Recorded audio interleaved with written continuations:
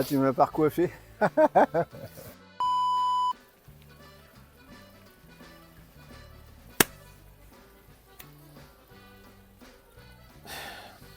Ça commence. On la refait. Alors, Donc, on est avec Hugues. Hugues, bonjour. bonjour Tony, bonjour à toutes et tous. Comment tu vas? Impec. Quand je suis sur le vélo et avec des gens sympas, ça roule. Donc, ce qui nous intéresse aujourd'hui, Hugues, d'abord, c'est toi. Si tu veux bien te présenter aux abonnés, dire ce que tu fais. Ouais, ben Hugues, donc moi je suis passionné de vélo depuis tout petit, hein. Je suis plus tout jeune.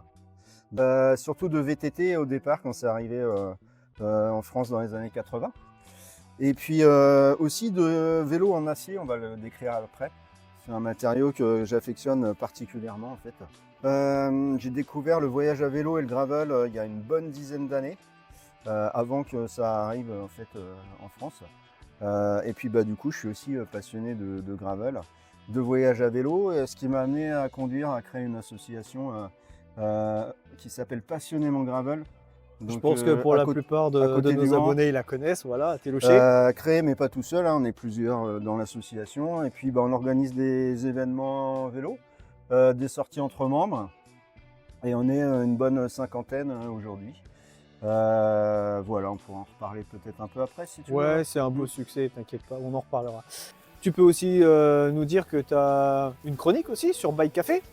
Oui, je suis aussi chroniqueur dans un magazine sur internet qui s'appelle Bike Café, qui est ouvert à toutes et tous, hein, c'est gratuit, donc n'hésitez pas à aller voir le magazine et puis les différents articles qui traitent de gravel, de voyage à vélo, d'artisanat et voilà, de plein de choses en fait. C'est très éclectique. Ouais. C'est vraiment une mine d'informations. Si vous cherchez des renseignements, tout ça, voilà. Et si vous voulez des sources fiables, Bike Café, c'est vraiment un site en France à qui on peut faire confiance. Donc aujourd'hui, il y a Oui. quelque chose qui nous intéresse, c'est ton vélo. C'est un vélo tout à fait particulier. Et c'est pour ça que j'avais envie d'en faire une vidéo, en fait. Parce que vous allez voir que c'est un vélo qui fonctionne sans dérailleur, ni avant, ni arrière. Ah, et alors comment fonctionne-t-il? Voilà, c'est la D'accord. question. Donc est-ce C'est que la tu question. peux nous expliquer déjà Je précise que c'est un vélo musculaire, hein, qui n'est pas voilà, assistance sans- électrique. voilà, c'est ça. Il n'y a rien d'électrifié.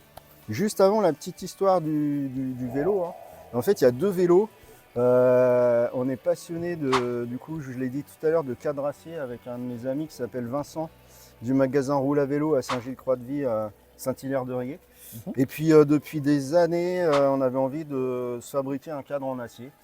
Du coup, de comprendre, de voir comment on pouvait souder un cadre. Donc c'est déjà parti de cette idée-là qui a mûri pendant des années. Et puis ensuite, on est parti de l'idée d'essayer de réaliser un vélo le plus local possible.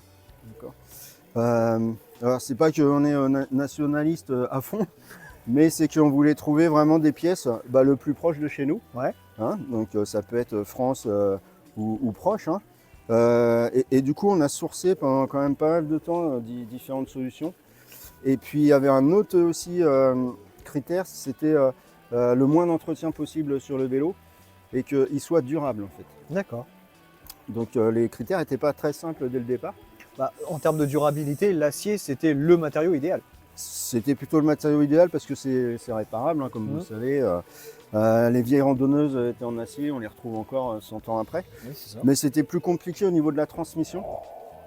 Du coup, moi étant VTTiste, j'avais entendu parler d'une solution boîte de vitesse qui avait été développée par la société Figir, hein, plutôt sur des vélos enduro VTT.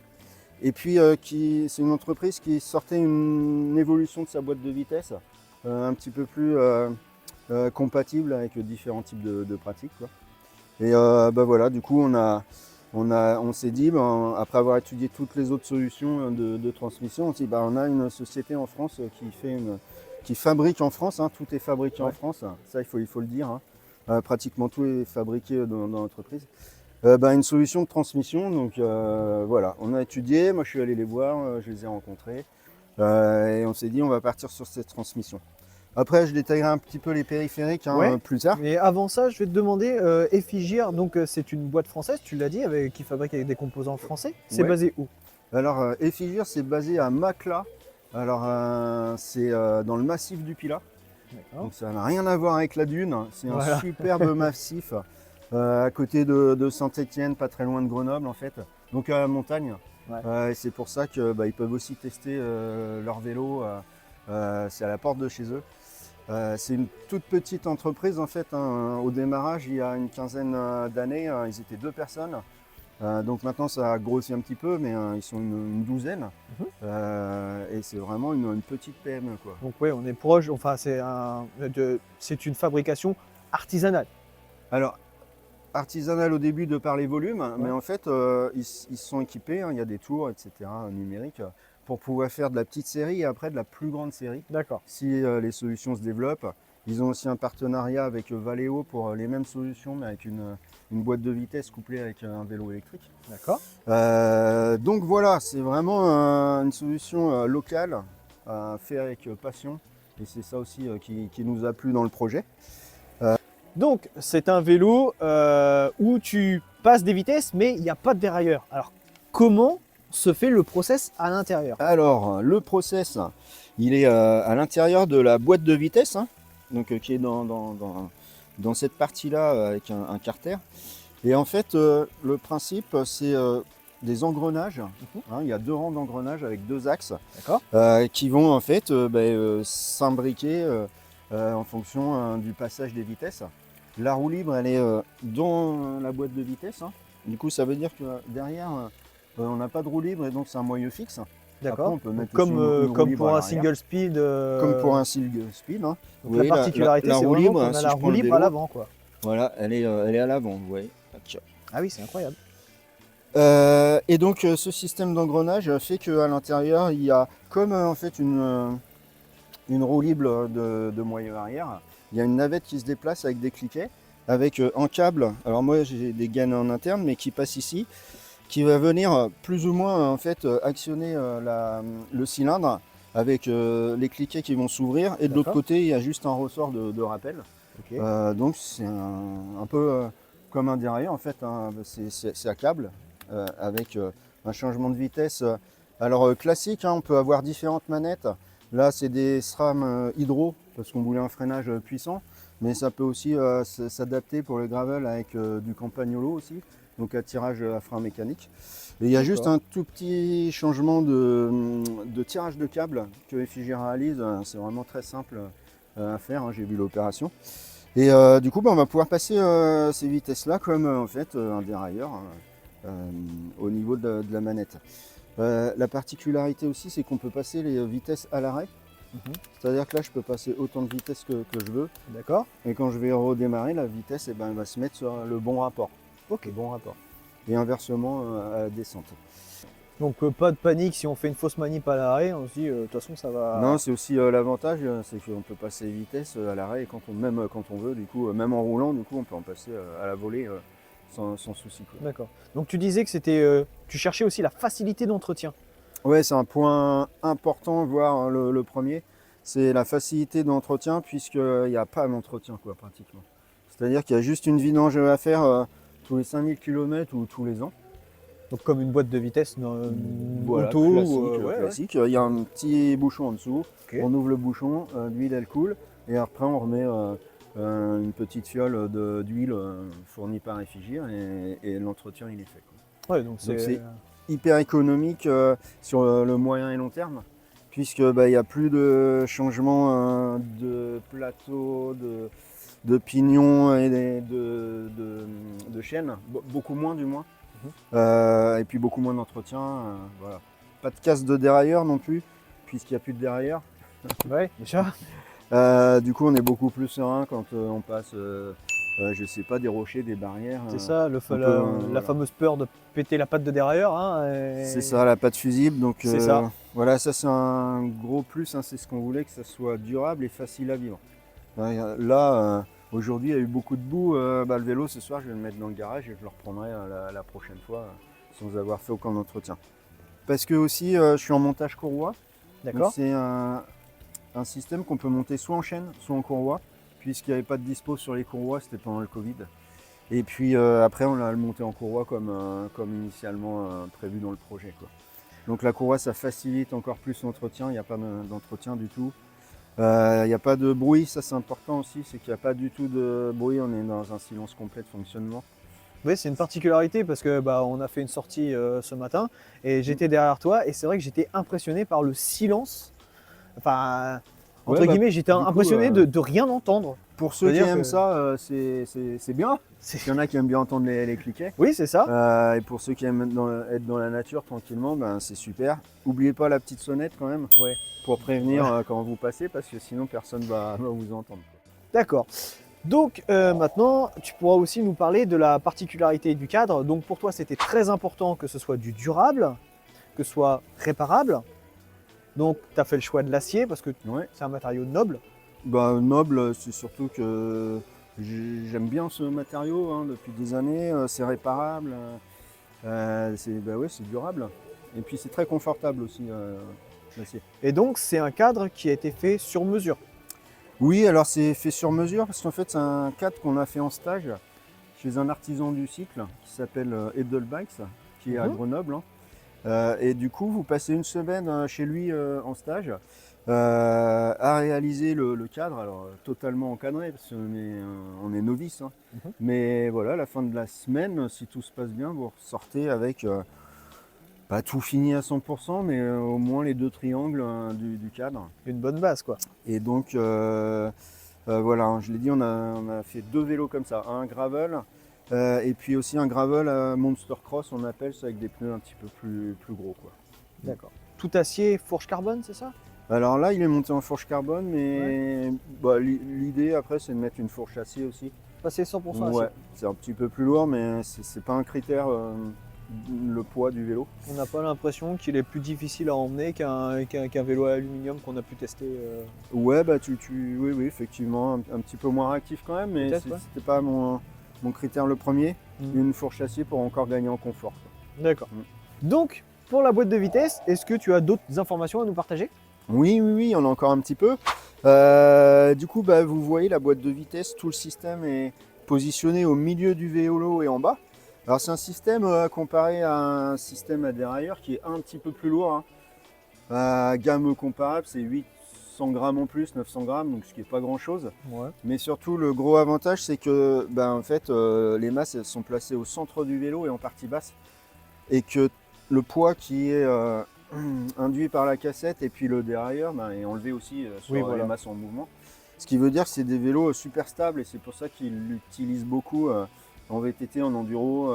D'ailleurs, c'est une technologie qui serait super en descente carrément. Donc pour l'instant, les teams sont pas équipés parce qu'ils ont des accords avec les grosses marques de transmission. J'imagine, ouais. Les accords commerciaux qui vont jusqu'à des dates assez longues. Voilà, mais ça serait totalement adapté. D'autres particularités, ouais, je l'ai dit tout à l'heure, c'est que c'est fabriqué vraiment pratiquement à 100% en France. Voilà, si on compare la boîte à un système à dérailleur, alors effectivement ça nécessite, comme vous le voyez, un cadre spécifique. Oui. Puisque là on a une platine, qui va recevoir le corps de la boîte de vitesse. Donc il faut un cadre spécifique. Donc on n'en trouve pas encore beaucoup, donc c'est soit de l'artisanat, soit il y a quelques grandes marques un petit peu plus grand public qui en font, mais du coup ça nécessite de la part du constructeur de développer un cadre adapté. Et puis tout ce qui est entretien, après il n'y a pas de réseau vraiment d'entretien, donc en fait c'est Figir qui va faire l'entretien. Soit vous démontez la boîte, c'est assez simple en fait de démonter la boîte, hein. Il y a 6 vis. Vous leur envoyez, ils font l'entretien et puis ils vous la renvoient en fait. Soit sinon ils ont fait aussi des tutoriels vidéo si vous êtes un petit peu bricoleur. Hein. Ils s'engagent à envoyer la boîte dans les 48 heures. Donc, moi à titre personnel, ça fait 2 ans et demi que je roule avec le vélo. J'ai jamais eu aucun souci dessus, à part faire une vidange en entretien. Ouais. Mais du coup, là, je peux vraiment dire aujourd'hui, c'est à peu près 10 000 km qui a été fait, que la boîte elle est fiable, quoi, en fait. C'est Ça fiable, aurait c'est pu- éprouvé. C'était la question, hein, de départ, C'est ça. c'est la fiabilité et la durabilité, quoi. C'était ma prochaine question. Est-ce que c'est aussi fiable qu'une transmission avec ou sans fil, hein, d'ailleurs, on va dire, voilà. On se Bah. rapproche quand même de quelque chose quand même plutôt haut de gamme en termes de tarifs ou ça reste abordable? Ouais, alors plutôt, je dirais moyenne gamme parce que les transmissions classiques, ces 2-3 dernières années, que ce soit les transmissions sans fil ou même avec fil, elles ont une tendance quand même à augmenter énormément. Du coup, c'est un prix moyenne gamme. De mémoire, la boîte avec les manivelles et du coup tout le système de transmission, sauf les manettes qu'on fournit à Figir, ça doit être 1100 € le total. Donc effectivement, c'est pas très bon marché, hein, quand même. Mais après, il faut voir ça sur le moyen et long terme du vélo, C'est ça. puisque vous voyez, une vidange par an, la fiole, elle doit être à 7 ou 8 euros, ou une dizaine d'euros. Oui. Donc, Comparé à une solution déraillée où il va falloir changer les cassettes, les plateaux, les chaînes, les boîtiers de pédalier. Du coup, sur le long terme, c'est rentable, en fait. d'accord. Et par exemple, le prix d'une courroie, rapport à celui d'une chaîne, on va Alors, dire pareil, milieu de gamme, on va pas vers le. ouais, alors une chaîne, moi quand il était en chaîne, je prenais des chaînes tout à fait classiques, 10 vitesses du commerce, ça vaut une quinzaine d'euros, hein. Vous pouvez rester sur cette solution. Et la courroie c'est un petit peu plus cher, du coup la courroie c'est 90 € la courroie, mais ça a une durée de vie de 30 000 km. Ah oui, C'est toujours pareil, si on rapporte la durée de vie par rapport au prix, oui, on trouvera jamais une chaîne on qui est durera encore, 30 000 km. on est encore gagnant. Ouais, ouais. Ouais, c'est Effectivement. une vision plutôt long terme. Oui, c'est ça, c'est vraiment une. Oui, oui. C'est un investissement de départ, mais Que vous un retrouvez coût un amorti peu sur, plus tard. sur les années. Mm. Est-ce que tu peux nous détailler le reste des composants qui sont présents sur ton vélo? Ouais, alors comme je l'ai dit en introduction, hein, l'idée de base, c'était de réaliser un vélo le plus local possible. Du coup, hormis le cadre qu'on a fabriqué chez un artisan, la transmission qui est française, on a sourcé des pièces locales et plutôt pas trop loin de chez nous. Du coup, au niveau des moyeux, on est sur des moyeux AV, donc c'est des moyeux qui sont fabriqués en Vendée. D'excellents moyeux en termes de fiabilité, de rapport qualité-prix. On est sur des cercles Mac1, qui est aussi une société française, hein, qui fabrique ces cercles en France. Exactement, du On côté est de Saint-Etienne, je crois. Voilà, je me on trompe est pas. parti sur des jantes VTT. On a des rayons Sapim, c'est fabriqué en Belgique.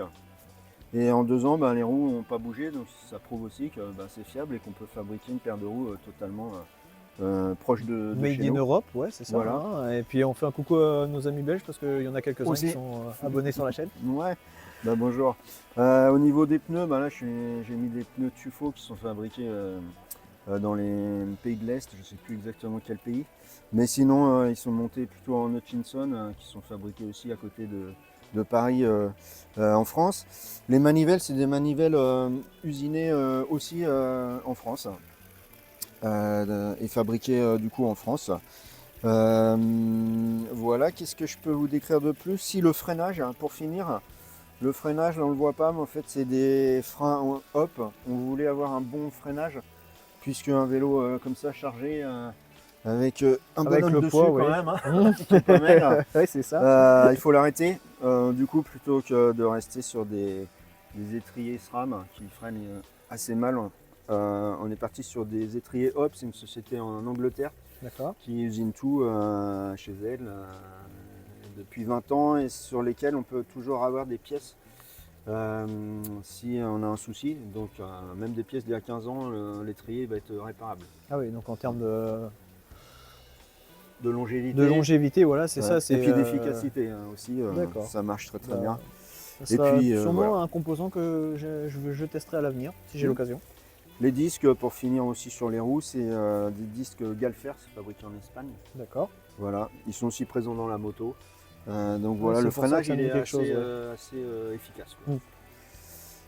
Et puis après les autres périphériques, c'est plus des périphériques du coup standards. Puisque c'est difficile de trouver des périphériques, que ce soit des cintres, des potences ou des tiges de sel en France ou localement, Oui. ou alors en carbone, et on ne voulait pas non plus faire exploser le budget. Voilà, notre critère c'était la fiabilité, la durabilité, et puis que ça soit local, quoi. Bah écoute, Voilà. parfait. Et puis ça a l'air d'être une machine, moi pour ce que j'en ai vu, tout à fait agréable à piloter. Voilà. Bah écoute, merci de nous avoir présenté ce petit bijou. Je vous mettrai des plans de coupe plus rapprochés pour vous mettre en évidence les points importants dont Hugues nous a parlé.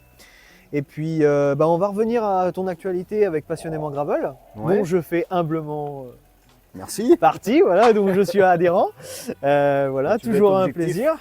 Je vais être objectif en disant que c'est la meilleure sauce du monde. Mais après, Merci. Pas le chèque mais après. voilà. Mais donc il y a des beaux projets qui arrivent et est-ce que tu veux nous en parler? Ouais, du coup, avec l'association, comme je vous ai dit tout à l'heure, on est une cinquantaine d'adhérents. Donc l'année prochaine, on va organiser le Tour Gravel de la Sarthe. Hein, on a organisé pendant 2 ans Bercé par le Loir, auquel tu as participé sur Oui. la première édition. Et là, du coup, on a grandi un petit peu le terrain de jeu, mais pas que, parce qu'on va toujours avoir des distances aussi plus courtes pour tout le monde. ouais. Donc le Tour de Sarthe, il fait 590 km.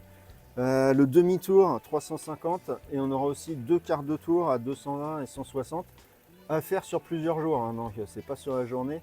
Et ça sera le week-end de l'Ascension 2025. Voilà. Ouais. Donc ça laisse voilà, à peu près on va dire 3 jours et demi pour faire la distance maximale. Voilà. Et après pour ceux qui se sentent plus à l'aise de le faire en une seule fois, c'est tentable aussi. C'est possible, tout est possible et il faudra bien choisir sa distance, quoi. Voilà, et je mettrai les liens en description. N'hésitez pas à aller les voir si ce genre de petit challenge, vous allez voir, c'est dans une très bonne ambiance, c'est très convivial. Il n'est hors de question qu'on parle de compète entre nous. Hein. Non, il n'y a pas de chrono, C'est vraiment mais le plaisir. ceux qui veulent aller vite, comme tu dis, vont vite. Hein, y a C'est pas ça, de- voilà, pas de c'est souci, ça. quoi. Il y en a pour tout le monde et surtout que vous allez découvrir le patrimoine de la Sarthe qui est magnifique.